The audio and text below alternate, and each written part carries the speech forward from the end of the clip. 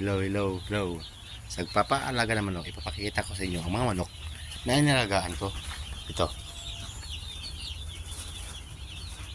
Ipapakita ko sa inyo ha. Ito yung mga manok.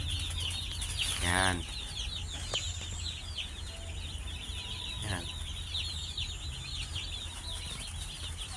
Yan. Papakain tayo. Gusto niyo mag-alaga ng manok,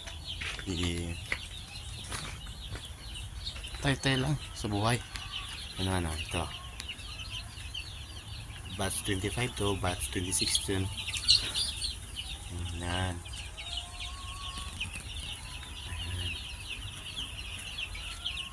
Yan alagaan namin mga manok na nilalagay na namin. Ito din o. Yan, laki na yan. Batch 24 yan. Yan. Walang ilaw kasi malaki na yan. Ngayong gabi. Ito may alcohol.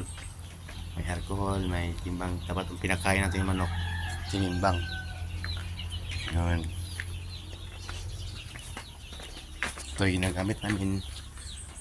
Yun. Laking bimig. Ay laking bimig talaga. Yan, ipapakain namin. At mag-counting sa oras. Ito. Shout out. Okay, thank you so much for share.